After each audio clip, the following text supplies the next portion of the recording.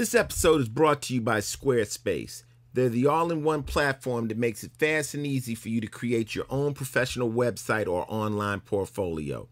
I use Squarespace to build the Ice-T FinalLevel.com and the PBHgear.com websites. Both of them took no longer than 2 hours to make, and they look better than if you paid a web designer. Squarespace makes it easy to cover all of your professional needs, and it looks amazing. All of their plans even include free e-commerce, so I'm able to sell my new shirts on both of my sites for no additional charge and with the utmost ease. Start off with a free trial at squarespace.com with no credit card required. When you're ready to purchase a plan, get 10% off with the offer code ICE. That's SQUARESPACE.com, offer code ICE. Upon initial contact with Ice-T's music, I had envisioned him to be an ill-mannered and psychologically unstable man with an extremely uneducated and barbaric frame of mind, whose raps displayed nothing but ridiculous jargon, shocking sexual audacity, and repulsive images of the ghetto. However, after further analysis of his music, I can deduce that he is the epitome of anti-disestablishment terrorism, who embodies the entire spectrum of the urban experience and struggle. But to make things more plain and simple to the layman, I find Ice-T to be the dopest, flyest, OG pimp, hustler, gangster player, hardcore motherfucker living today. To be honest, I am totally and completely on his dick. Welcome to the Ice-T Final Level Podcast, featuring your co-host, Mick Benzo, and your host, Ice-T. Hey, what's up, everybody? Welcome back to the Final Level Podcast number 7. Lucky number 7, baby. You know what? A lot of people have been asking me. You kind of use Twitter as my motivation for things because a lot of people ask me questions. And one of the big things people have been talking to me about is this 99 Problems situation with Jay-Z. Jay-Z put out a record called I Got 99 Problems and the Bitch Ain't One. And then people have just now found out that I made that record back in 93 on the Home Invasion album. Home Invasion album, 1993. But there ain't no beef. There's no beef. It's just that he remade a record, which rappers do sometimes. So here's the story of 99 Problems. I was with Brother Marquise from the 2 Live crew, and he was hanging out with me. Me and him were old friends, and one day he just said it. He just looked at me and said, Ice, man, I got 99 Problems and the bitch ain't one. I'm like, man, that's a hook right there. I said, we got to make a song. So we went in, and on the Home Invasion album, we made the record, and then he did a verse on it, and this, that's history. Okay, later on, as the story goes from Rick Rubin's mouth, it was just written in the article, Rick was in the studio. Chris Rock, who's a friend of mine and a fan of mine, brought the idea to Rick that Jay-Z should remake 99 Problems. And a Bitch Ain't One. And they did it, but instead of talking about women like I did, they just talked about having problems. I think Jay-Z's first verse is talking about a dog, a female dog searching the car, which is a bitch. Right. So he twisted it like that. But at the end of the day, I made the record. Jay-Z made the record. There is no beef. And I'm going to revisit that song. You're going to redo 99 Problems. I'm going to redo it the way Jay-Z did it on the Body Count album. And the new Body Count album, there will be a 2014. On a Manslaughter album? Yeah, a 99 Problems. Wow. On Body Count album. On the new Body Count. So we got album. some rock going on with that? What the fuck you think Body Count is, okay, nigga? Hey, listen, I'm just asking. Stop brother. playing. So we gonna come back and hit you and give it to you one more time if you didn't get it the first time, because that was 93. That was over 10 years ago. You dig? So that's the story. The thing of it is, me and Jay-Z's cool, no beef, and at the end of the day, he didn't rip the song off. What he did is he got the song. There's publishing. He went to the publisher. He said, I'd like to redo the song, and you pay the publisher. It's all good. He did the shit right. He did the shit right. Bottom line. And that's our right. nigga, nigga. So that's that story. But a lot of things from the past are now new, and people get it twisted. They don't understand. They think it's the first time. Like right now, the new thing, girls are talking about twerking. 2 Live Crew. 2 Live Crew, Brother Marquise. Yeah, once again, I mean, Twerking is shaking your ass. It's no new name needed. Miley Cyrus did not invent this shit. I mean, maybe what she was doing was new because it didn't look like what the girls in my neighborhood when they lean over. Do it like that. Things start to move. Yeah, quaking, clapping. You know, what she was doing an attempted twerk, but twerking is nothing but ass shaking. Molly, we not dissing you. We just saying you need we're not haters. We're not haters, but a few more pounds of ass would help out your twerk. Yeah. Okay. And that's Shake What Your Mama Gave You. Doo-doo Brown. Heard about it. Doo-doo Brown. Doo-doo Brown. That's Shake Your Ass, woman. And that is the real twerk. All you need is a bottle of vodka and Doo-doo Brown, and every girl and a pack of cigarettes. And will start to twerk. But anyway, on the podcast today, we have a special guest. Oh, my God. Oh, my goodness. Y'all just don't believe it. Ice-T and Mick Bendo, Final Level Podcast. We got the one and only, the hardest working comedian in show business today. His name is Todd Barry. Todd's in the house. Todd? What's going on, guys? Come on, man. You do better than that shit. I really thought I invented twerking, but oh shit! See, now, how you think you invented that? I just been shaking my ass. Just the thought of you, Todd, twerking is funny. I used to live down in Florida near the 2 Live Crew. You know, they saw me do it and they ripped me off. Well, we got to get some money. Well, break it down, people. I mean, people, everybody out there. Most of y'all know Todd Barry, but you know, talk to the people. I don't think any of you know who I am. Todd, you just came up that crowd. Yeah, I just tour, have right? a new special out called the Crowd Work Tour, where I went on 7-city tour, and I didn't do my act at all. But and Louis C.K. paid for the whole trip and bankrolled it and put it on his site. Well, when I saw you wasn't taking no planes, you were doing a lot of riding in cars. I did a little riding, and then I did a show in Alaska, so I did take a plane from Alaska. Okay. But what is a show like in Alaska? It's have you ever done a show in Alaska? No, I don't go to the cold. I'm black. Yeah. They're very appreciative. Like even if the show's not good, they're like, "Thank you so much for coming up here." They can't believe that you made the trip. So what else is going on in Todd Barry's life right now? Let's say I took the bus here. Oh shit! You ain't got no car? I don't have a car. No, I'm looking at New York right now. This is nice over here. But it was just fun to tell people text someone, "Hey, I'm on a bus going to Ice-T's house." I'm seriously on a bus going to Ice-T's house. But I don't know what else is going on with me. Now, y'all know I got 99 problems, and as of recently, a stamp ain't one of them.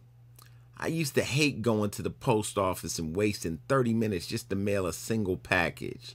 With all of those trips we make, our time just adds up. That's why we as Americans spend over 37 billion hours a year just waiting in lines. Now, y'all know my motto: keep the drama at a minimum and the cash flow at a maximum. That's why I use Stamps.com. Believe me, this is a much quicker and more pleasurable experience than waiting in anybody's line. Anything you can get done at a post office is possible to do from the comfort of your own home with Stamps.com. This includes buying and printing official U.S. postage for any letter or package whenever you want. Just by listening to this podcast and using the promo code ICE, you can get a special no-risk trial. This includes a $110 free bonus offer with a free digital scale and up to $55 of free postage. Free. Now that's the business.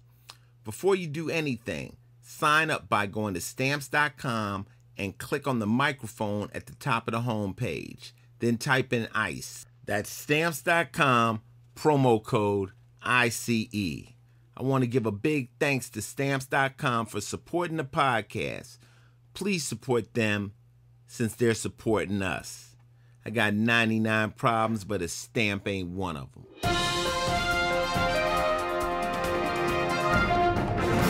Right now, you're listening to the Final Level Podcast, and this is news. Where's the plane? See, the thing about that, Ice, they keep telling us they finding fragments of things, and I really don't believe they finding anything that leads to that plane. I heard that the Malaysian Airlines just sent text messages out to people saying that we decided everybody's dead. Yeah, that's one time you have to call someone. Yeah. No, you definitely should have got a phone call, not a text, because hypothetically, how about if I didn't make that plane and you telling my family I'm dead. And That's a good point, yeah. I just happen to be over my girlfriend's house or something. You know Nah, what I mean? but Todd is right. Sometimes people want to vent, people want to grieve. They don't want to get a text. But, hey. Those would be rough phone calls, though. I mean, they wouldn't be like, hey, here's You some still news. have to make the call. Yeah, though, they son. should definitely do it, though. It Yeah. should be made. Yeah. It's rough. It's rough to know right. that 250-something people are missing on your Malaysian airplane, too. Let's hopefully they'll find the planes, at least give somebody some answers. 250 people missing straight out of the air. That's crazy. It's a lot. And that was news.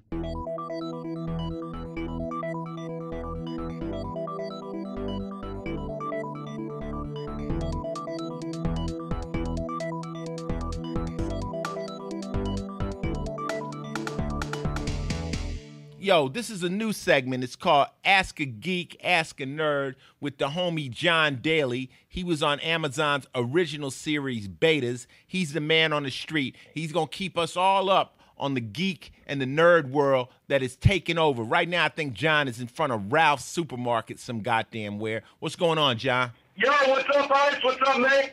What's How you up guys there? doing? We got Todd Barry over here, too, baby. He said he's a friend of yours. You're one of my favorite comics, Todd Barry. Oh, thank you, John. Todd caught the bus over here. He don't give a fuck. No, man, I'm not trying to, mess around with Todd Barry. I'm in a Ralph's parking lot in Montrose right now. I'm trying to keep it real. You can't get realer than Ralph's, man. Well, they told me that they told us, Todd, they told us, John, that you were going to give us some lessons, some information on geekism, man, and nerdism. What you going to teach me? Nerd culture's exploding, first of all. I mean, I think Todd can attest to this. Like, this nerd shit is like, it's gonna be, you get into this stuff, there's so many fans upon fans, it's an echo chamber of profit, you know what I'm saying? So, like, let's, the first thing I was going to discuss with these new, there's just some people out there, see them at Comic-Con, Comic-Con in San Diego and New York, and, they kind of come to my attention. These furries, furries. Yeah, I've seen it on television. I've seen it on, like, I think Taboo, where they got the people to dress up in fur suits and fuck. Yeah, man, and, so, like, I've definitely encountered some of these people over the years, Comic-Con is, I mean, as far as I know, like, really where they let their freak flag fly, and it's they dress in full costume. These people are dressing up from anything from, like, a fully anthropomorphic, like, sexy wolf, like, that kind of looks like a real wolf or whatever, like, but with, like, she walking like a human, or, like, literally, like, there's some people that dress up like the Philly Fanatic, or whatever, like, or, like, Barney the Purple Dinosaur, and, like, it's definitely a sex fetish. I got a question, though. I got a question. I got a question. Yeah, what's up? Has any of this furry stuff been filmed? Is there, like, furry porn out yet? If there's not furry porn, I would be blown away, Ice, because it's just like there's all kinds of porn. If you press furry porn into the internet, I would be afraid of what's going to come up. Because it's going to be Mr. Matt. It's going to be Mr. Matt, and he's going to be getting blown, dude. It's going to be real weird. Yeah, I mean... Have you ever been to one of them, John? You've been to one, right? Yeah, John. Been to what? One of the furries, I mean, but I think what Mickey's asking, have you ever involved yourself in this? Do you have a rabbit suit in your trunk? Listen, man, I like regular sex, vanilla sex like the next guy. Got a couple weird things I like. But once in a while, once a year on my birthday, I do dress up as Dumbo the Bunny and go. Because, like, no matter what animal you dress up as, your dick is still human. This is the most kind of fucking disturbing part of the whole thing. But, I think if you talk to a furry, they say it's not all about sex. It's definitely a lifestyle. It's an identification. And I got to say, the furries I've met over the years, I've never had sex with them, but they have been some of the nicest people. I mean, you got to be nice. Let's face it. If you're going to have that going on in your life, and that's going to be how you identify yourself, you got to be as nice as possible. You know what? John, I don't diss anybody on my podcast, and you know I did something dealing with Dungeons and Dragons, and I got a lot of new fans from the Dungeons and Dragons world.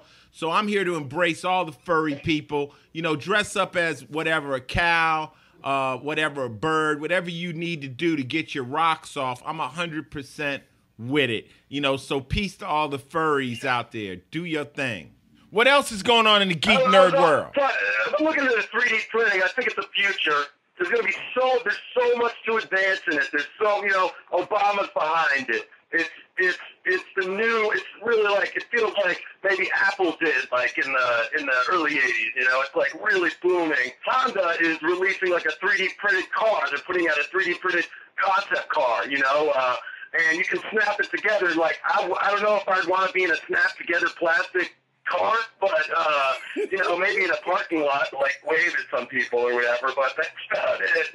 You know, and so of course, I'd be scared to be in that car, but they're also, and if you know, on YouTube, man, this is endless. The 3D printing guns, this is like endless YouTubes of this.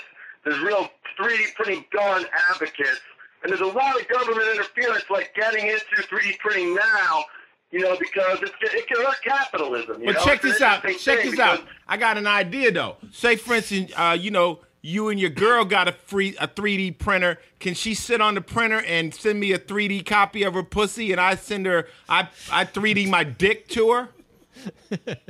Listen, man, once Obama puts this money behind it, pretty soon you're going to be standing in a room that is all laser mapping, and it's going to map out your whole body. Or maybe you just put a box on your dick and it laser maps your dick and balls. I don't know what you're into now.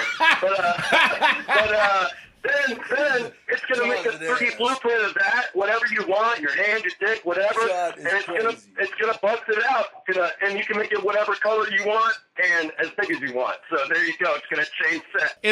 It'll change sitting on the copying machine into a whole nother level, right? Yeah, man. It's going to make Christmas parties fun in 3D, dude. It's going to be... John, how much do one of these printers cost? I've never spent more than $59 on a printer. I don't know if I could do this. No, man. These printers, Todd, I know you're joking around, but these printers are really expensive right now. It's like the forefront of technology. It's like what computers were back in the 80s, you know, like kind of like super, like bigger, clunkier, more expensive. It's kind of in its infancy. The same thing, like you wouldn't want to drive a 3D printed car. Like, I can't believe these people are shooting 3D printed guns. I mean, listen, unless you devote your whole life to the science of 3D printing a gun, and then, like, you know what's going on, I guess, but, like, it's basically like putting hollow points in a squirt gun, you know? Like, these guns shoot, like, 9 or 10 times, some of them, and then they just explode, like, it's a real dangerous time for 3D printed guns, but there are definitely some people who are extremely into it. Man, so Ned, well, you know what I got from you, John? I learned about furries, and I learned about 3D printing today in our Ask a Geek, Ask a Nerd segment, and I think I just feel like I'm more prepared to deal with the world right now. We can conquer 3D printing together, and you know, I'm glad I can help you reach out to the furry community as well.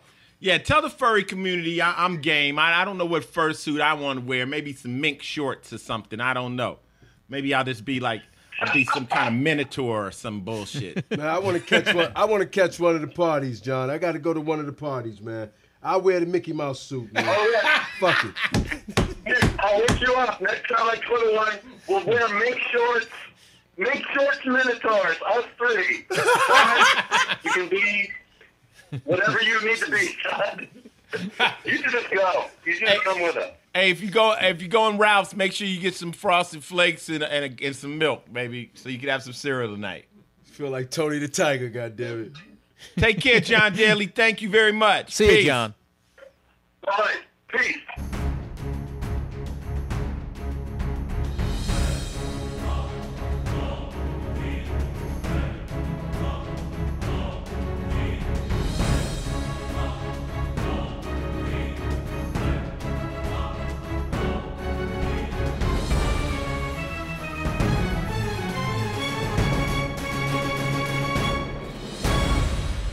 Hey, what's up? This is Ice-T, and this is games.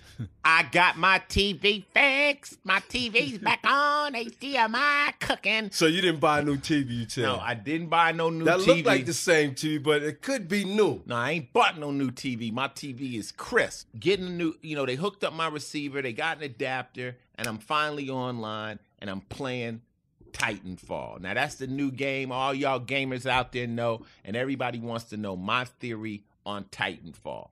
Now, if you compare Titanfall to, like, Call of Duty Ghosts or any of the other games, the difference with Titanfall is it's just kind of crazier. It's kind of like hard to set up teams. It's just bananas. Then the next thing is that it's only online. Like, there's no... If you ain't online, you fucked again. If you get ready to play that game and you ain't online, there is no campaign that you can play the game. You have to be online. I'm deeper into this geek shit than you believe. But anyway, the game is cool. But I don't even know right now yet. You can invite your friends, but can you create a clan and your teams? And it's different. Right now, I'm just running around wild on the game, jumping in and out of these motherfucking robots. It's kind of dope. Titanfall, to me, I give it, as far as looks and visual content, it's like a 9. It's crazy. It's wild. You telling me that Titan beats Ghost look? No, I'll give it on the playability. I give it like a 7. Oh shit! I'll give it a 7 Titan. because it's so mad, it's so crazy and stuff, and that's maybe because I just haven't gotten really good at it. Mm-hmm. Titanfall's kind of like crossing Ghosts because it's got domination with Halo because the guys kind of can fly with something like Mech Warrior. So all three of those games kind of put together. You can run across walls and stuff, but it's just really, I don't know. Maybe I'm just not good, but it just has a different learning curve, and that was games. Oh shit! I'm not buying that game. Oh shit! Based on that Don't do review. Don't do Okay. that to the game. It's a good game. Yo, this segment is called I'm Not a Hater, but I Hate Shit.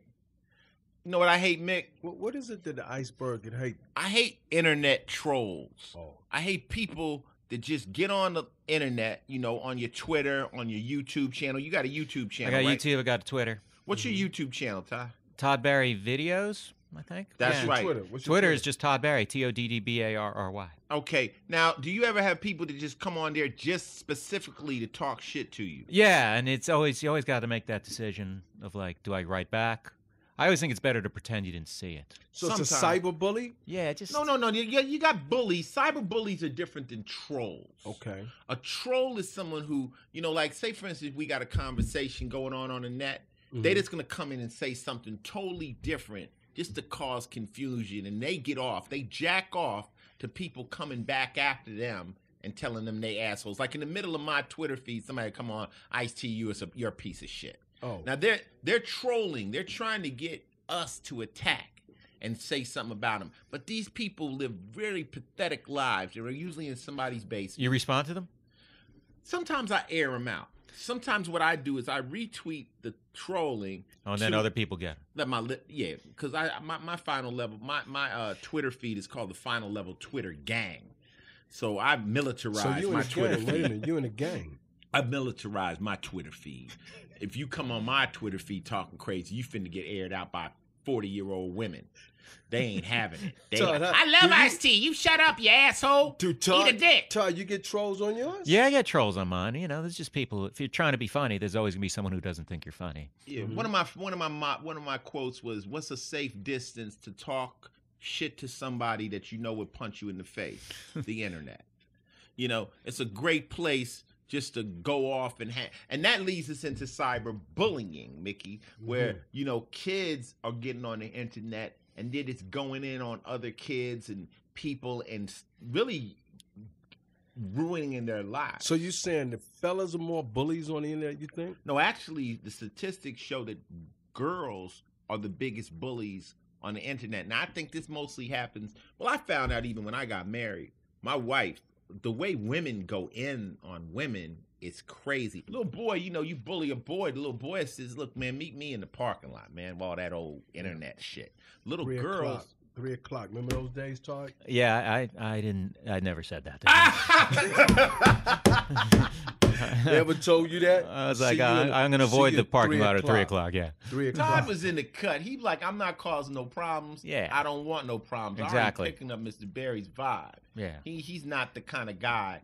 You know, it's the guys that really don't want to be in the parking lot, but they want to talk mess, that are the ones that are trolling. They're in the little hole and they're saying things to people that they really don't want to fuck with. Every bully usually meets his match. And you know, it's unfortunate that they're out there, but you know, like even when they end up in jail, it's easy to find out who are the bullies and who's really the tough guys. But you fake ass trolls, ease back off of the goddamn internet. Dumb Fuck Award goes to internet trolls and cyber bullies and real life we give away bullies. awards too, Todd. You see the awards we give away? I want all bullies to meet me in the parking lot at 3 p.m. Yeah, well, I'm gonna have an AK-47. I'm not going to tell you which parking lot, though. Exactly. And lay these motherfuckers down. You know what I'm saying? Because I hate trolls and I just hate basic bullies as a whole. You know, that shit is corny. You know, like we say, pick on somebody your own size. You dig? Meet me in the parking lot. Yeah. 3 o'clock. All that old bullshit. Don't hide behind a keyboard. Iceberg says he's not a hater, but he damn sure hates shit. I hate a lot of shit. Now, you know, the first thing a troll picks apart an artist for is their site. Nobody needs a troll telling you that your podcast website is so ghetto it looks like it belongs to Blog Talk Radio. That's why I use Squarespace. Not a designer? No problem.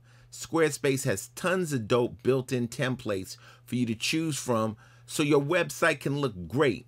Their drag-and-drop platform is also incredibly easy and fun to use. Need a website where you can sell your merchandise? No problem.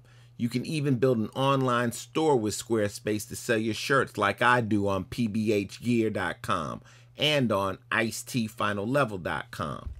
Squarespace plans start at only $8 a month and come with a free domain name when you sign up for a year.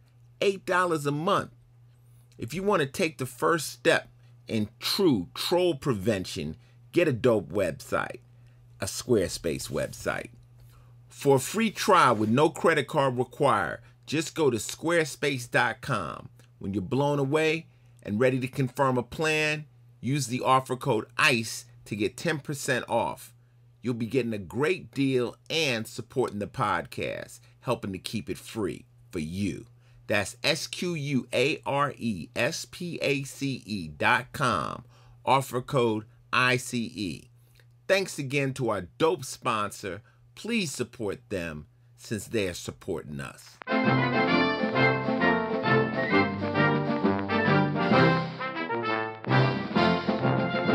Hey, yo, this is Ice-T Final Level Podcast number 7. Let's do sports. Mickey. Yeah, holler at me. Help me out with this Deshaun Jackson situation. Now that they put him off the Eagles because they say he's in a gang or he's connected to gangs. It don't even make sense. You know what it is, Iceberg? The point about Break it down. The Philadelphia Eagles figured out that most of their players are coming back are very, very healthy this year. Okay. Right? So for them to say that he would be their number one running back, that means you have to get him the ball a lot in the game. And, you know, he scored some good numbers, too. Check his stats out. Okay. So what they did was say, you know what, let's come up with an excuse to get rid of him. You mean to tell me he's been on your team for this long? Not even last year you didn't realize he was with gangs? You just noticed. But how much gangs can you be with when you in the NFL? You're in gangs when you 18, 22 in the streets. This man is playing professional football. It's an excuse. Doing no drive-bys. It's an excuse for them because they know he would be their number one man that they would have to go to. That it's breaching his contract exactly, that way. And they just gave him a bunch of money. They gave him a bunch of money They're trying to breach the contract and get out of paying that money. That's what it is, man. Because he was in a gang? Nah, he's not in the gang. Or he was in a gang? See, basically, he hangs out with people. He gives them free tickets. They come to the show. All of a sudden, he's been in the gang. He's been playing for you for over 2 years and change. You just found out that he's in a gang. Guess what, though? The New York Jets got a real quarterback. Michael Vick. Mr. Motherfucking Michael Vick himself is going to be playing in New York City. He's going to be wearing green. At least it ain't orange.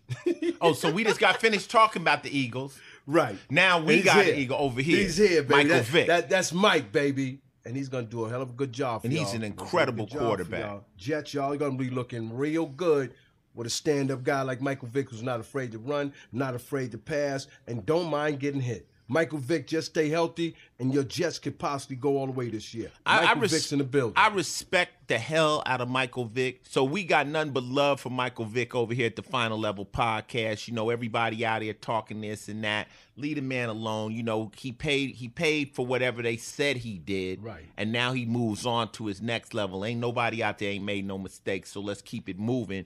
Now, let's throw some touchdowns for the Jets and get New York on your Eagles, side. get your goddamn priority right. You know the boy plays real good football for y'all. Y'all just mad that most of your team players are coming back healthy and you don't want him to be the number one man now. Todd. Because you ain't going to get the ball. What you think about this Todd, shit, Todd? you Come on, in man. any sport? I was gonna say, I was gonna try to fake my way into this conversation. You don't have to pay.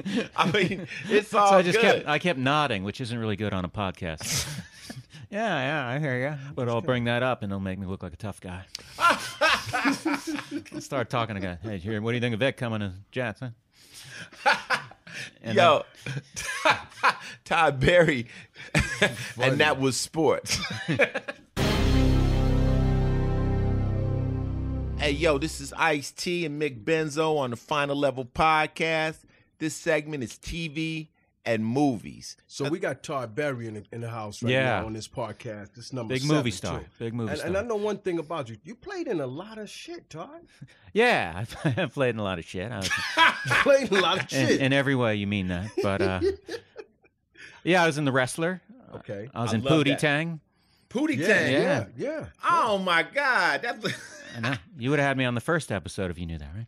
Pootie Tang was a classic. Yeah, I was the guy in the car with the old man, and we pulled up to Wanda Sykes, and she said, just because I look like a hooker or standing on the corner like a hooker, that doesn't mean I'm a hooker. Something like that. Something like that. You did Road Trip too, right? I was in Road Trip. I was a security guard at the end, but I was in The Wrestler, and I was Mickey Rourke's boss at the grocery store. And Mickey Rourke was incredible in that movie. Yeah, he was. Well, that's crazy now. See, Todd, I didn't know that. Now I got to go watch the movies again. Then I'm going to recognize you. I'm going to go, there go Todd right there. He was sitting in my house I was gonna say, drinking my water. This guy took a New Jersey Transit bus to see me. Yeah, so we on this segment, we talk about movies. We talk about television. You know, one of the shows I've been recently into is this thing called Friday Night Tykes. And it's where little kids from 5, I think, to 11 years old are playing football. They're playing full contact. Full contact, and it started off with a lot of controversy because a lot of parents are, they're treating the kids too rough and all this kind of stuff. And it's a really good show. You got coaches in there trying to teach these little boys not only how to play football, but how to be, young men and discipline. And it's as a boy, there's a rite of passage, and if you don't get a little bit of toughening up. Well, I tell you what McBenzo like. I like watching Naked and Afraid. I say all these tough guys. No. All these tough guys. Have you heard of that, Todd? No, I haven't. Todd, it's where they take these people and drop them off into a desert. Two people. And they buck ass naked. And they give them one thing to work with, like a knife or a spoon or a fork, and then you gotta hunt for everything else. But So they're naked. So you run around naked with a spoon? Hey, look, if Not that's even a what they spoon. choose, they want a knife so they can find some shit to cut up or whatever. They only give you one object to work with. Mickey would like some dumbass shit like this. Naked and Afraid. Naked Need to and throw Afraid them in there. is Throw them the in dumbest show probably ever put on television. First off, if you ended up stranded, how the fuck did you end up naked? What happened? You fell out of the plane and your clothes flew off? there. They took all their clothes. Yeah, you think you'd ask for clothes if you're not a spoon or something. Or some Yeah. shoes, you dumb fuck. Yeah, I was watching one and the lady says, you know what? Y'all need to check it out though. Naked and Afraid. Naked and Afraid is dumb. They end up with all kind of bumps and beads and shit. Oh yeah, It's- one person said he got bit like 700 times on his toe late at night. The mosquitoes come and tear your ass up. Mickey, you just like the show because it's naked. That's probably why you. They don't show them. How do they show them naked? Do they just They show them they like they blur out blotted everything? out. Come Yeah. on, Todd. Yeah, Todd. savvy. I know what's going This on. is not Playboy Channel. That's why you tuned in, nigga. The first thing they do is try to cover up their little dick or they motherfucking titties or whatever, But then it's just torture. It's like you watch that show if you want to see people in agony. And guess what they win? I don't know what the fuck They don't win care. shit. They win There's clothes. They become famous. They get their clothes back. They become famous as being dumb fucks. Listen, at least on Survivor, there's $1 million. Yeah, Survivor, they can win something. Naked and Afraid, you don't win shit. Naked and Afraid, baby. You don't. So, but you got to be the dumbest motherfucker. So your shit is El Rey. What's up with El Rey Network? El Rey Network is the new Rodriguez's network. My man who directed El Mariachi, Quentin Tarantino's boy. The whole network ain't nothing but karate movies, black exploitation, wild stuff. They actually got a series called From Dusk Till Dawn. They should put Naked and Afraid on there then. He's a dumb fuck. This shit is gangster. El Rey Network. If you get it on your cable, get that shit. They got. I mean, they showing Reservoir Dogs. They showing all the good movies. I just watched 5 Element Ninjas the other night. They got the kid with golden arms. My man, you God took his name from that. Do you watch karate movies, Todd? I saw Kung Fu Hustle. I know that's not karate. Kinda. It was a spoof on karate movies, but the real karate movies got the subtitles or the real bad overdubbing. Well, you know, I like the Shaolin style. Oh, Right, you bastard. You'll pay for that tomorrow. oh, the Venom Paw. You learned that from my teacher. So me and Mickey like Mickey, you got the other voice. Right, you bastard. You'll pay for this. You owe me. And this is on El Rey Network. See, he's watching karate movies. Mickey got the voices. We both got the voices. That's the one guy that goes, oh, you use the hidden dragon technique. And the other guy goes, how you go? Bastard, you're right. You should have seen it coming. Okay. El Rey Network. Tune in and you'll be talking like me and Mickey. And that was Ice-T and Mick Benzo. And Todd Barry. On TV. And movies. In the criminal justice system, sexually based offenses are considered especially heinous. In New York City, the dedicated detectives who investigate these vicious felonies are members of an elite squad known as the Special Victims Unit. These are their stories. Okay, this segment is called Behind the Scenes of SVU. Everybody wants to know what's going to happen with SVU, and I'm here to give you some little insight of what's about to happen before it happens. That's one of the benefits of listening to the Final Level podcast. Well, guess what? Lewis is back. You talking about the guy that was messing with Marissa? Yeah. No way. Yeah. The one that had her tied up? Had her tied up. The one that she hit him in the head, and he said that she was bullying him? Yeah. No way. She beat that ass. He's not back on the She set. beat that ass. Well, if you remember in the last episode he was on, when he was leaving, he was on the gurney, and he looked up. Right. See? So he's back on his Michael Myers Jason thing.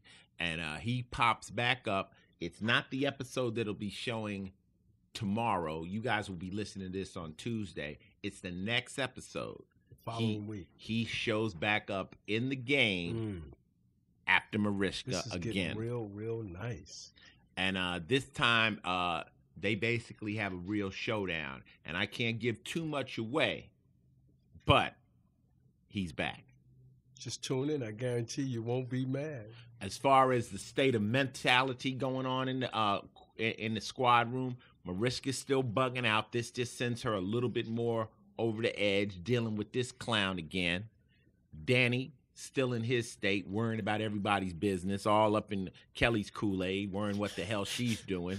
Kelly, she claims she's finished drinking and gambling, but we don't know. And of course, yours truly, Finn, Ice-T. Still sane? You still sane? The black man in the building. I'm not tripping. I'm not drinking. I ain't gambling. I am just doing my motherfucking job, trying to keep a motherfucking paycheck. I am not fucking up my job in real life or on motherfucking television. I am solid as a rock. God damn it. So Damn. You just count on Finn to pull this whole squad together. Damn. Behind the scenes of SVU. But behind the scenes of SVU. Up in someone's Kool-Aid.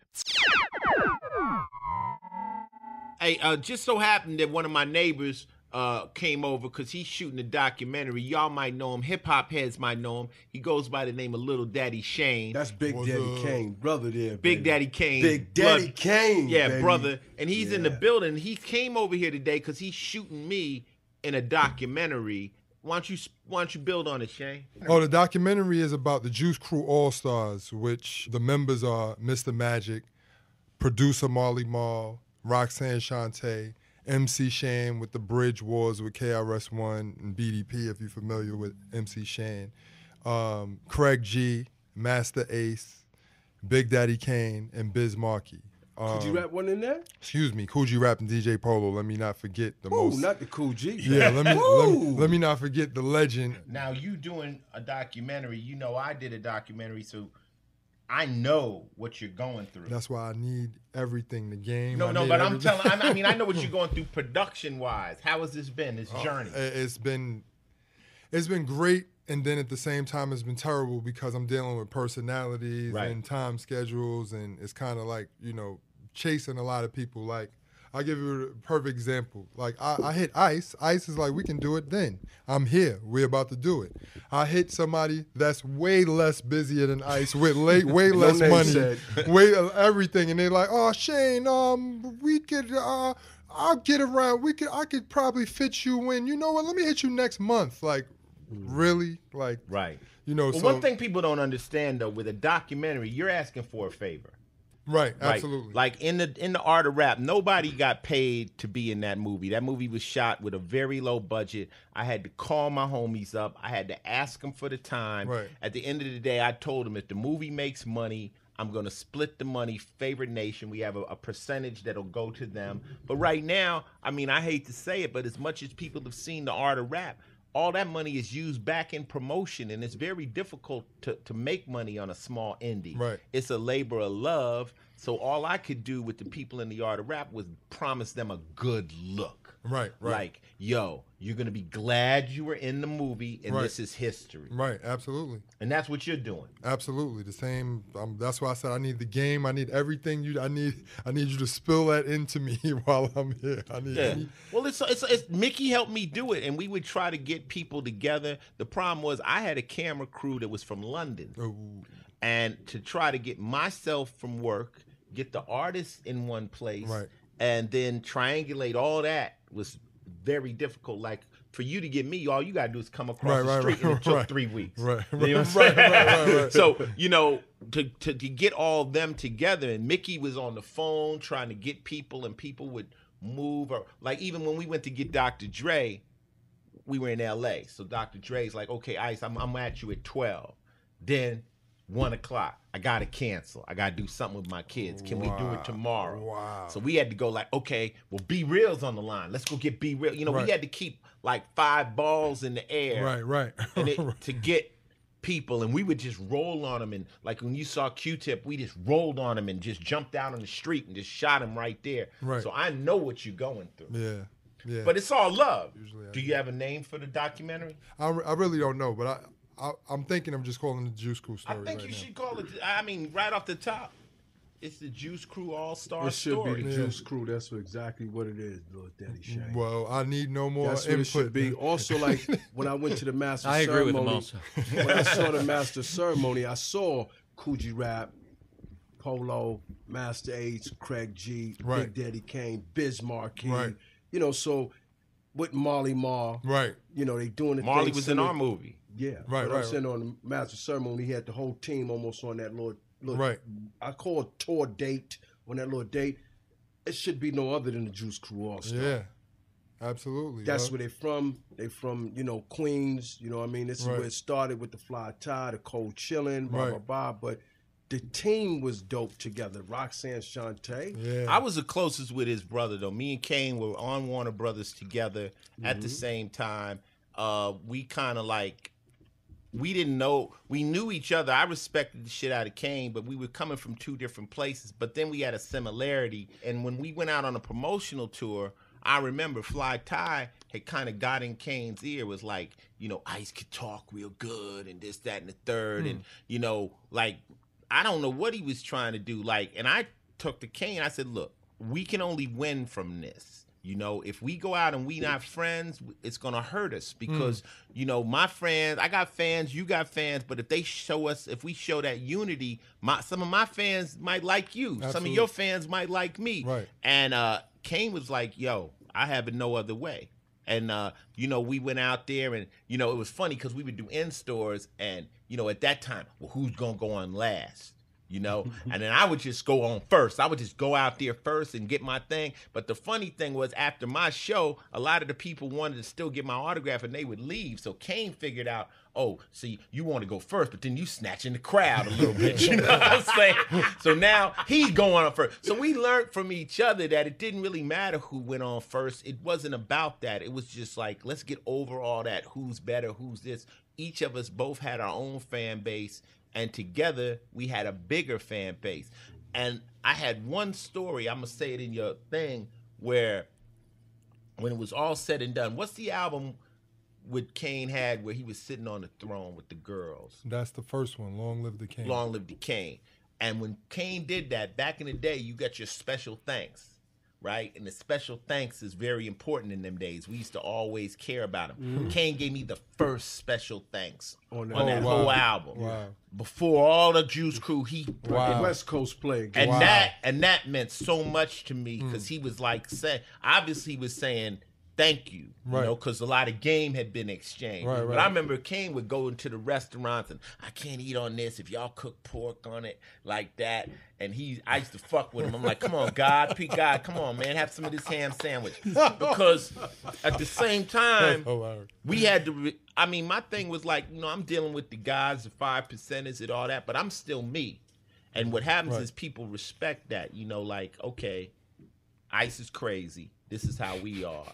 But just because you don't totally agree with everybody, it takes something bigger than that for you not to be able to be a friend to somebody. Right. It's also fun to have friends that you don't agree with. You know? Absolutely. It's just you boring if everyone agrees with all the the time. same thing out at Chicago, Illinois, at Minister Louis Farrakhan's house. Yeah, I went to Minister Louis Farrakhan, the Honorable Elijah Muhammad's house, and I was sitting there and, you know, I'm with the Minister Farrakhan. He's at the time telling us about, you know, a cop killer was going down, and he had myself, Sister Soldier, Ice Cube, Chuck D there. Oh, wow. And he was basically telling us, you know, he gave me a good game. He said, if you stand in the middle of the street, expect to get hit by a car. Which basically means if you come out and make a record called Cop Killer, don't get mad if the cops get mad. I mean, you didn't say that subliminally. You went right at him. Right. So be prepared for impact. Right, absolutely. My dumb ass, you know, I'm like, freedom of speech. No, like I say, you can't say, I just fucked your sister, free speech to your girl. No, you freedom of speech, but watch what you say. Prepare for impact. So at the end of the day, I learned, and when we was at Farrakhan's, you know, he was talking, and at one point he said, you know, next minute, you know, he said something about making love songs to white girls and this, that, and the third, and I'm like, well, I already done that. And then he just laughed. He said, Ice-T, he said, and something else, they were talking about eating pork and something like that. I said, man, I love the nation, but I can't give up my bacon, right? So now this is in Minister Louis Farrakhan's. Yeah, but Mr. Farrakhan looked at me and he said to me straight up, he said, Ice-T, he said, eagles walk alone. They fly alone. And he said, you know, you're either very crazy or very powerful. I believe you're powerful. He said, it doesn't matter if you are part of the nation. He said, we're all spokes on the wheel and we aiming at the same thing, which is uplifting people. And we all are coming from different angles, but we're all ending up at the same place. You dig? So, meaning, if I was part of the nation, a lot of my tactics I could not use. Right. You dig? So it doesn't really matter. At the end of the day, you righteous. You're not trying to push nothing. You pushing righteousness. Right. And I don't care how you get to it, what path you use. We're all ending up at the same place. Right. And that was a jewel. But, you know, Kane knew me for that. He just knew ISIS is crazy. ISIS is going to say what he says. We were watching Dolomite movies and talking that, you know, and now, you know, Dark Gable was just, you know, that smooth cat. But I always was totally in awe of Kane's wordplay, you know, because I was a different type of a rapper. I would like, you know, I said no matter what you do, although you rhyme quicker, no matter what you do, I always lace mine thicker. All of us have different tastes. Now, have you ever had, back to you, have you ever done shows where people just didn't get you? Oh, yeah, and I have more of those scheduled. Todd Berry, you're Todd a Berry. man. He says I have more of those I scheduled. got more of those scheduled. Where you just tell your best joke and it's like...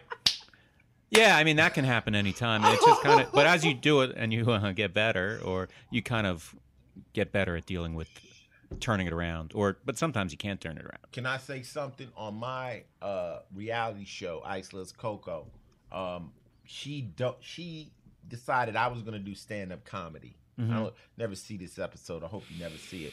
But she donated me to her charity. She works with Long Island Bulldog Rescue. So she says, hey, here's an idea. Let's have a comedy show, and Ice will do stand-up. It was the most terrifying thing I think I've done since I've been Ice-T, because I'm comfortable here. I'm comfortable rapping. I'm comfortable acting now. But I'm not. Stand-up is crazy. You're standing in front of all these people, and they're like, you better be funny. Yeah, I mean, a lot of people do say that. Like, a lot of musicians say that, too, because I think a lot of them are like, wow, I can be on stage, but I can turn my amp up. I can turn my back to the crowd. I don't have to constantly talk to them. Oh, my God. And then, you're telling your jokes. I was terrified. And everybody, but I did good. They laughed. I don't know if they just laughed because they felt sorry for me, but. Where'd you get the jokes from? I just Or did you just start talking? I just made them up. I wrote my own shit. My whole routine was based on all I know is dirty jokes, and I can't tell dirty jokes. There's no way I could tell dirty jokes. I think I opened my skit with talking about, I said I'm too dirty for this, and I said, so the other day I was sitting at home, I was taking a shit. And I started there. I said, how come is it when guys are taking a shit, they try to control their ass muscles so they don't cut the shit off? Because they want to try to have the longest piece of shit possible come out of their ass, and all the guys start laughing because they know that we do this dumb shit. And then when we finally cut it off, we look back at it. But who else are we going to tell her? What is this for? You're not going to call your wife, come look at this big long log. Yeah. It's some subliminal mental game we play with our ass muscles. And every guy in there was laughing. Yeah, it was funny. And they started to go. Then I just went into, I can't tell these jokes, the jokes I would tell. Like, I could never tell a joke and then I would just go into the worst possible joke. Then I said, I got clean jokes. You want my clean jokes? Some days I just sit on the floor and I pull my knees into my chest, right? And then I put my hands around my knees and I lean forward. That's how I roll.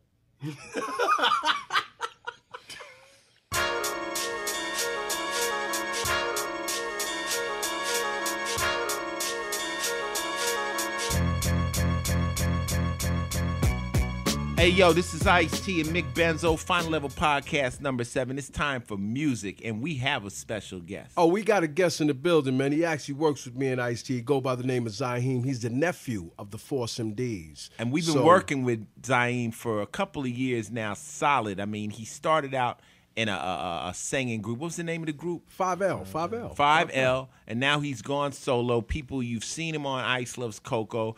People on my Twitter feed, I've been promoting him, but he's been sitting in the room waiting to get his chance to come on here and let you know why he should be the next star. He's a bad man. Before we get Zaheem on Ice, right? You know what the problem is with music, man? People think, oh, you know what?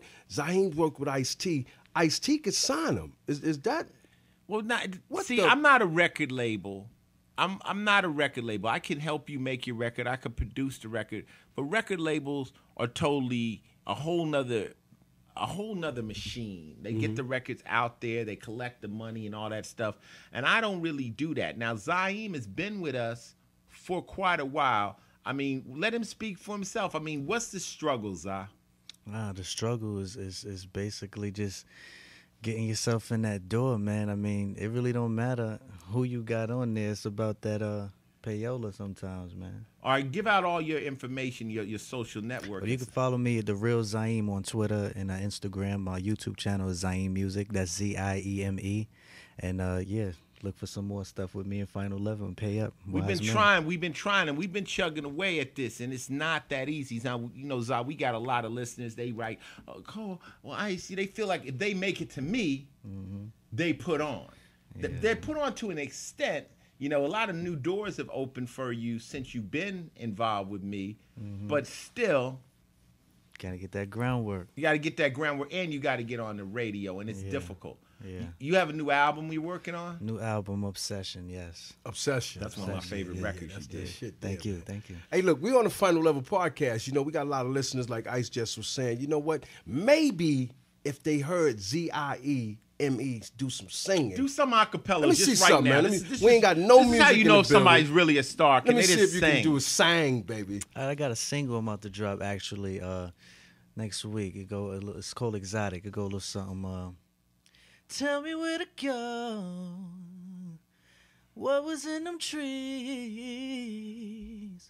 Girl, I'm in the clouds. If you're trying to come with me, I will get you so high tonight, baby. Ain't no protection, we just go out of space and we make love on the moon. Oh, baby, I can take you higher, yes, yes I can, baby.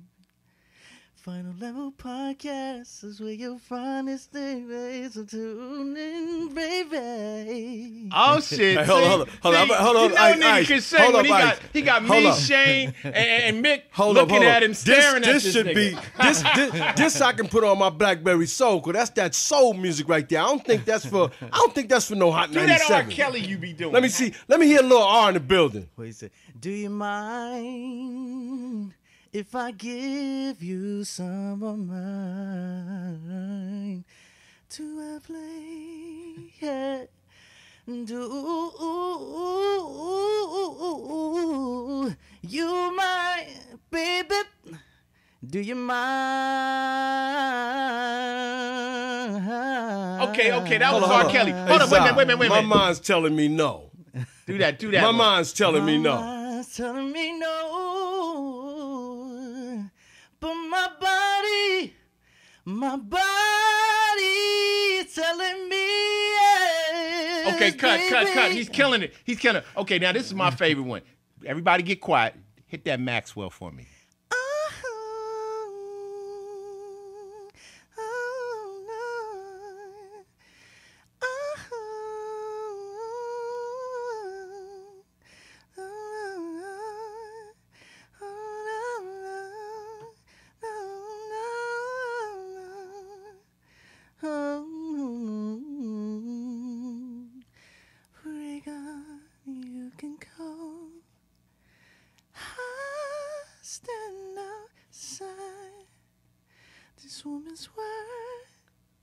This woman's word, oh, it's hard on a man.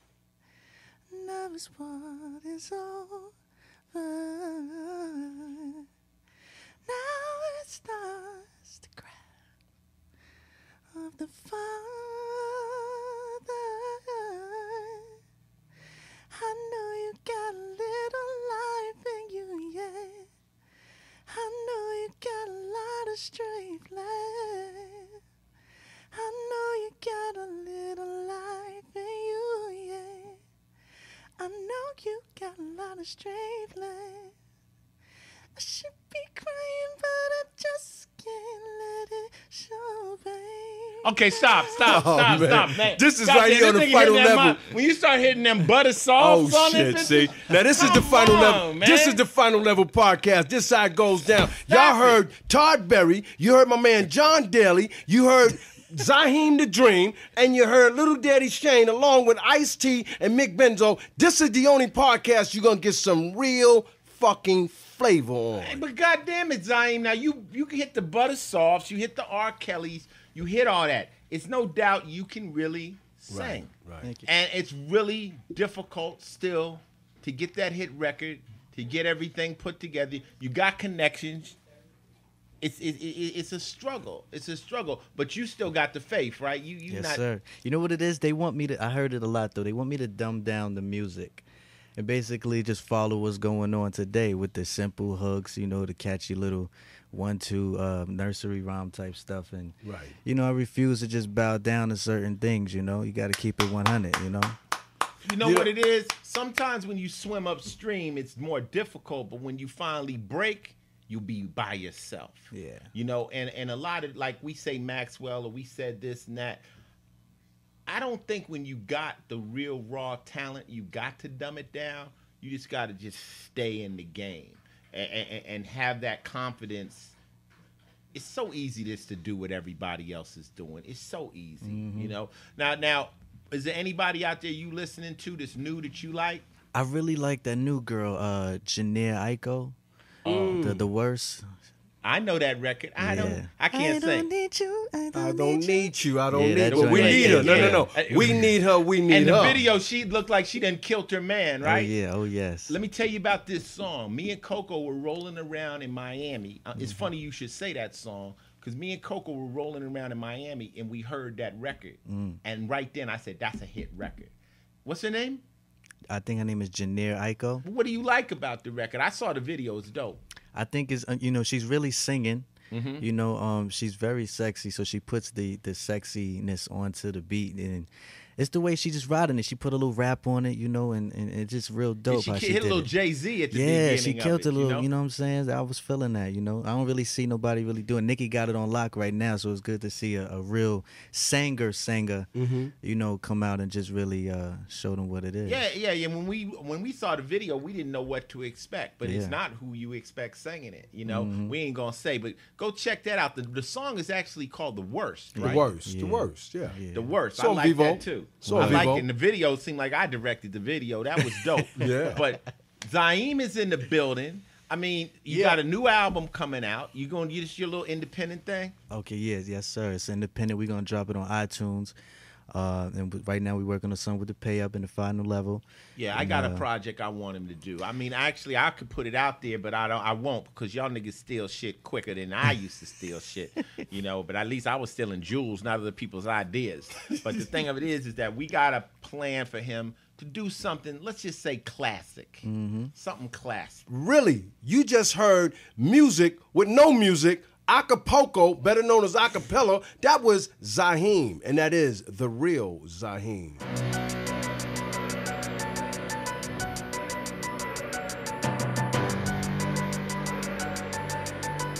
All right, yo, this is Ice-T, and this segment is called Philosophy. One of the main things I believe in is not delaying happiness. Mickey, do you know what I mean? Definitely. I think that, you know, in life, we tend to postpone happiness. We say, you know, I'll be happy next week, or I'll be happy in the summer when the summer gets here. But what you don't realize is that you're using your life. I mean, time is precious, and you're just really running through your life. And I just think that you cannot postpone happiness. You got to take every day. It might not be the best weather. It might not be the best of what you want, but it's still a day of your life. And one of my mottos is, today is the oldest you've ever been, but the youngest you'll ever be. Let that sink in, you know? And it's the oldest you ever been, but it is the youngest you're ever going to be. Today. So you better take advantage of this day. You can't keep putting off happiness. It's right now or never. That's hard though. No, that philosophy there was tight as a dick's headband. Oh shit, tight as as a what? dick's headband. That was tight. We used to say tight as a duck's ass, and you know a duck's ass is waterproof, or that fucking duck would sink. And that's philosophy.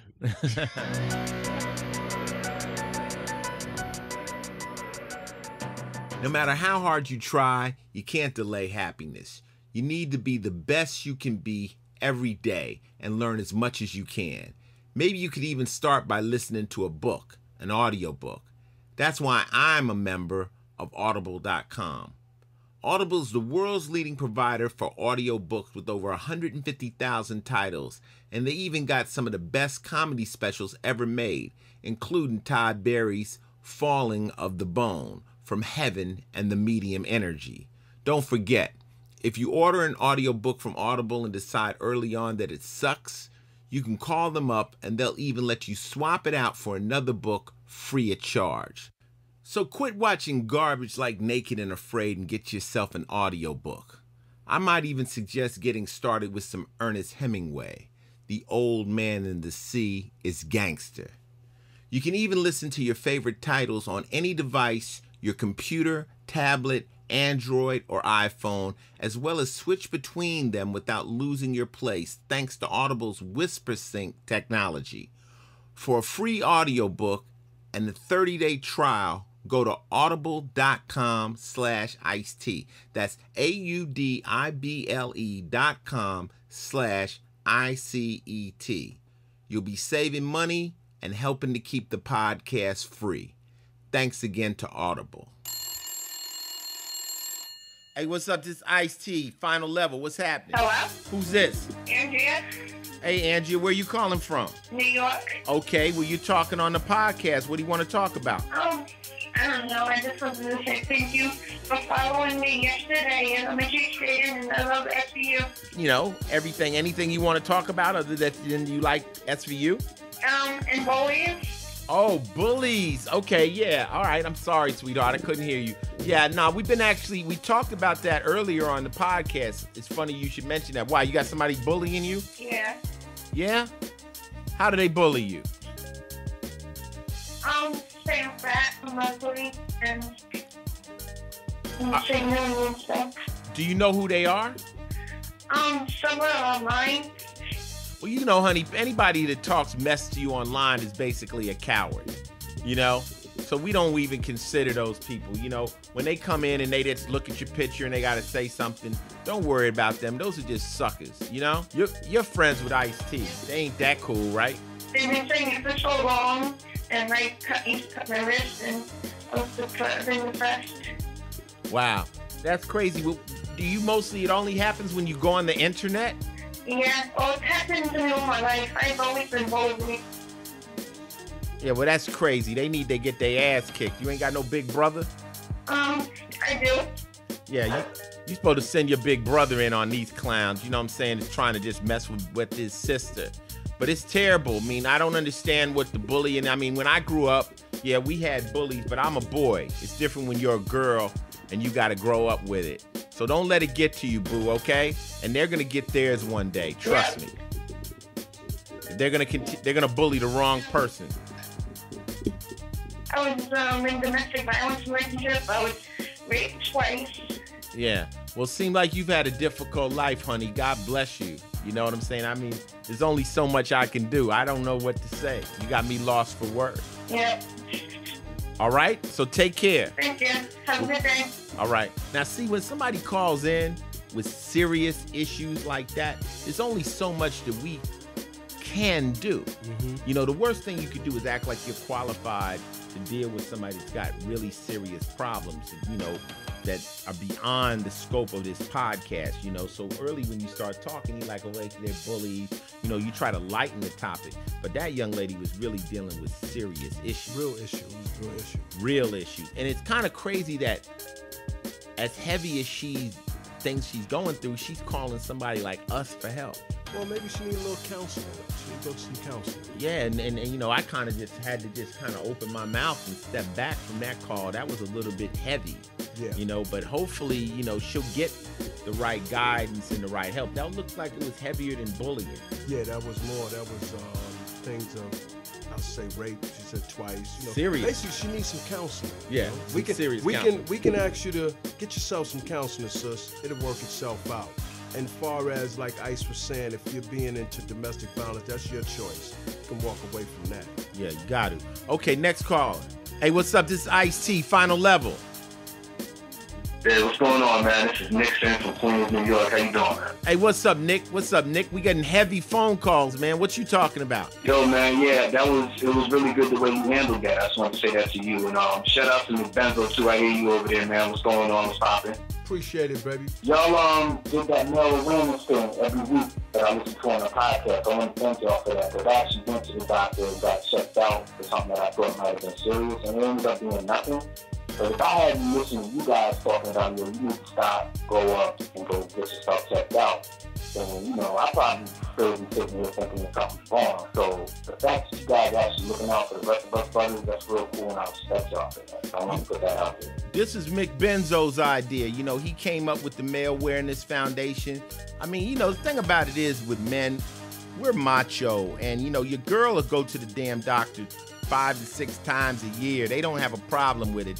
They one-on-one with the gynecologist. They know exactly what's going on.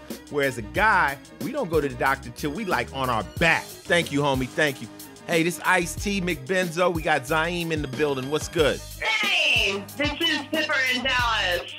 Oh, man. Wait a minute. I know Pipper already. Pipper she calls herself the Final Level Stalker. Yes.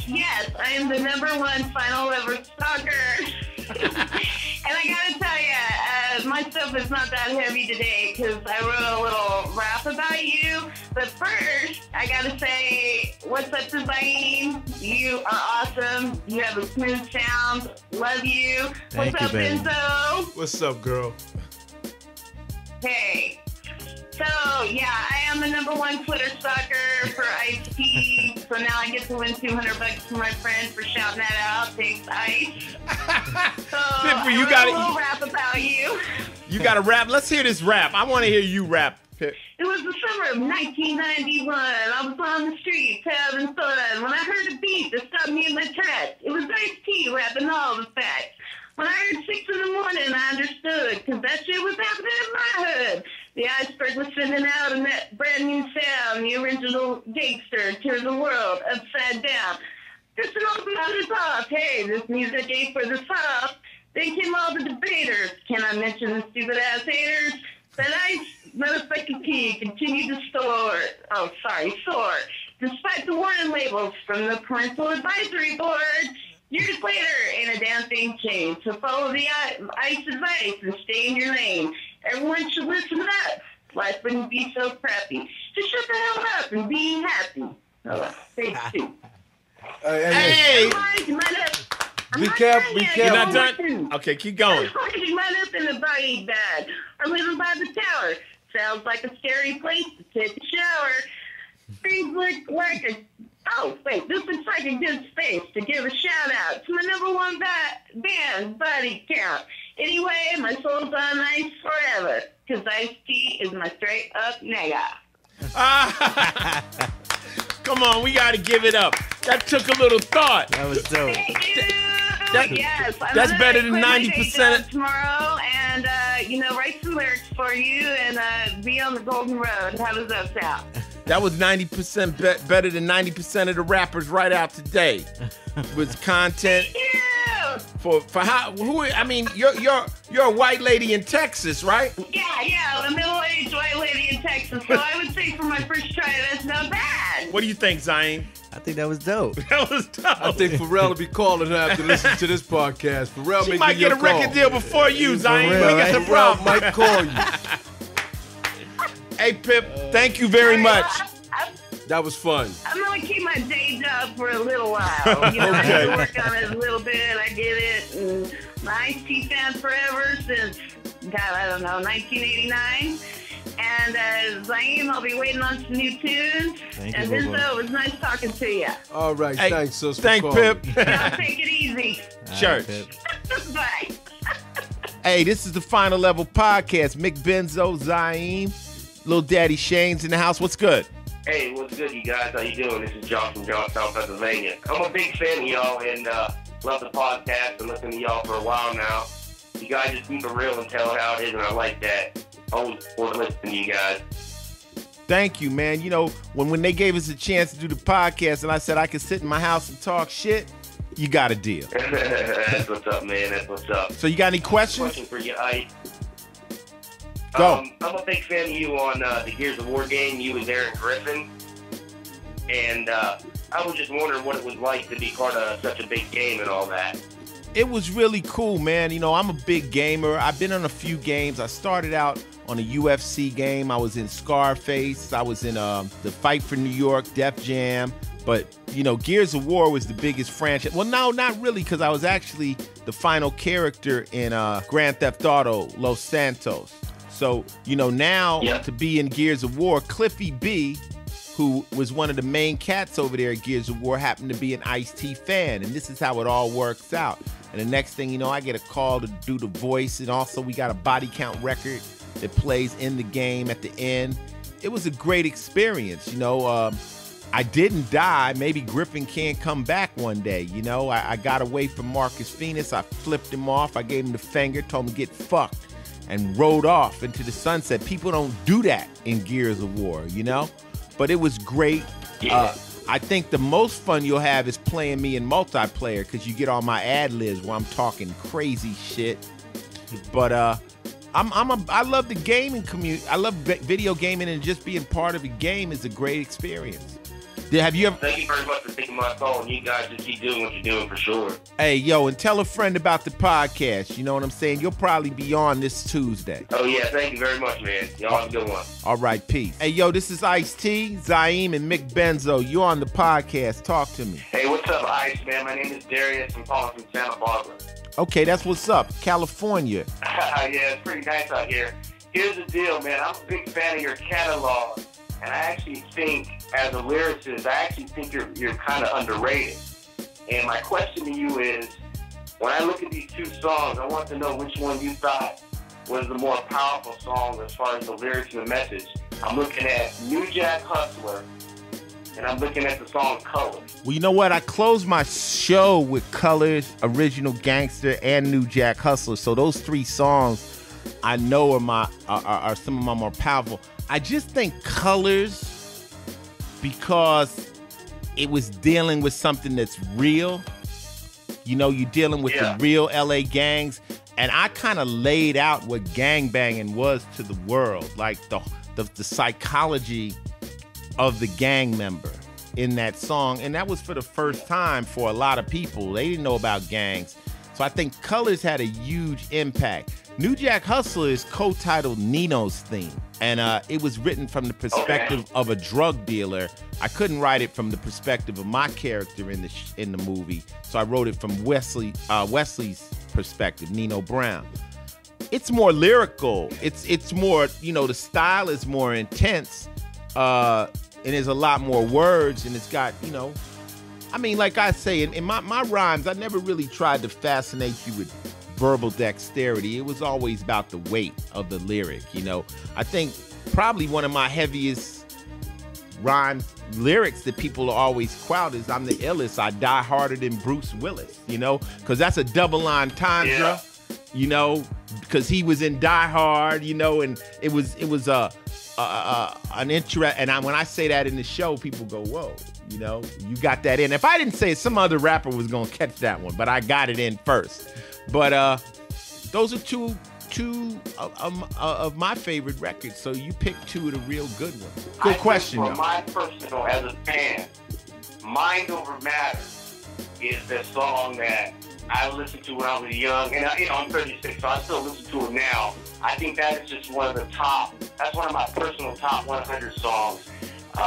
It's been a long time. Something back, man. He typed I feel my mind is so deep. I'll write a check next week. I mean, that's what it's about, man. That song is. It's been a long time since I hit you with freestyle high-tech collection from the vaults of the Ice Files. Sit back, relax, and watch as I melt wax. Don't ever let a brother like me ride a dope track. Because once I hit it with the vocal tone, it's on. It's mine. Have motherfuckers rushing to rewind. Because I'll flow slow and still twist your tongues up. Rock the house from night to the sun's up. Because it really ain't how much you say, it's what you say. I got no fucking time on the mic to play. I write rhymes with addition and algebra, mental geometry. Don't even come at me. Yeah, that was some other shit. You know, that was back in the day. That was like, that's a 20-year-old rhyme. Don't even come at me talking that we could pop in that bullshit. I mean, you brought that one back. Game. But like I said, sometimes people be sleeping on the songs and the content. But that's all I want to say, man. Keep the podcast going. I listen. Every time you guys drop a new one, I listen, man, and just keep the realness, man. Yeah, it's mind over matter here, baby. You brought that one back. I ain't said that rhyme in years. I just pulled that out of my ass. That was good. Thank you, man. Peace. That's what's up, man. I write rhymes with addition and algebra, mental geometry. Don't even come at me talking that weak and popping that bullshit. Get out my face. A fool could get his head split. A lot of doubters said it couldn't be done by me. Them some suckers are now looking from under me, wondering what I did. I didn't play myself, kid. I respected my fans and made the high bid. Sometimes I write my rhymes at night and fall asleep. Wake up with new techniques. Grab a pen and put it on some loose leaf. Nothing soft, always the tough meat. The white papers and blue lines incite my mind, not allowing me to stop the rhyme until the whole motherfucking book's complete. Then I write on the back of the sheets. Woo! That's that old shit. Man, it's funny, like in hip-hop, you can, I ain't said that rhyme in years, but if you trigger it, it just comes out of some weird part of your memory. Who's on the line, man? This is Ice-T. What's happening? You on the podcast. Hey, what's up? This is Jim. It's Jim from Brooklyn, man. What's up, dude? Brooklyn's in the house. What's up? What's happening, Jim? Know it, man. You hear me reminisce? Yeah, listen, you just spit Mind Over Matter, which I've listened to I'm 32 years old. Right. I've been listening to that for the last 15 years. Like, that was my shit, dude. That's the lyric in that rhyme. I say my brain's a hand grenade. Cat. See, you're still one of the slickest spitters, dude. And you remember me, I called up the first podcast. Okay, did you? I called up. I had, I'm a comedian. I threw a couple jokes out. Oh, yeah, we remember you. Well, give us a joke and then give us one more joke and let us go. Give us a joke and let us go. I'm a black dude. I grew up in upstate New York. I had a lot of white friends growing up, right? Shit ton of white friends. And a lot of them would do a lot of research about black people through me because I'm their only black friend. So they want to know all black people shit. So basically I'm like Wikipedia to them. You know what I mean? Like, they do all the research to me. But like Wikipedia just makes shit up. I'll make shit up about black people to them all the time. But what I'm afraid of is that how many of my white friends have caught ass kickings as a result of their research through me. Because I'm pretty sure at some point they're going to go, look, Jim, there was no such thing as White Appreciation Day in Harlem. Hey, you know what? You already won. Nicopedia is dope. Nicopedia is a dope word. So you need to trademark that, and you need to put up a site called Nicopedia, and just have. You think Nicopedia's got some legs, right? Nicopedia got legs. You should just do the black version of every fucking thing. And there's no White Appreciation Day in Harlem. Make sure you get the credit where it's due. Jim Search, do it out there. All right, Jim. Nicopedia. Thank you, baby. I'm going to thank Jim. Jim, we still in that. Nicopedia. Hey, so that's it. Final Level Podcast number 7. Good callers, good guests. Todd Barry's in the building. Yeah, my man John Daly called in too. John Daly called in. Lil Daddy Shane's over here doing his documentary. And Zaheem popped in the building, man. That's you know right, what, though? that's right. What I want to do before we get up out of here, right? See, since y'all listen to the Final Level Podcast, this is number 7, right? That's lucky number 7, like in Las Vegas, Nevada. Go to IceTFinalLevel.com. We got some shirts up there that you might want to be involved in. In the purchase store. one, Go to the store. Yeah, go to the store and purchase. And we got some body count stuff up there. Powered we got by some Hate. podcast things up there. We got some male awareness. Listen, matter of fact, we got some shirts up there. Why don't you just go to IceTFinalLevel.com and buy one? You know what? And guess what, fellas? Fellas, there's one definitely for you. Yeah, the one Not that your says, bitch. Not your concern. Not your concern. You know, which basically means mind your business, man. Don't tell me about my motherfucking bitch. Worry about your motherfucking bitch. And this is Mick Benzo and Ice-T, Final Level Podcast. Hey, yo, John Daly, I'll see you later. Yo, my man Todd Barry, gotta see you. Be good. My man Little Daddy Shane, he's leaving the building. And Zaheem the Dream has just walked out the building, Iceberg. Obsession. And I'm out of here, but I live here, so I'm staying here. Peace. That's how I'm living. That's how I'm living. That's how I'm living. That's how I'm living. That's how I'm living. That's how I'm living. That's how I'm living. That's how I'm living. That's how I'm living. That's how I'm living.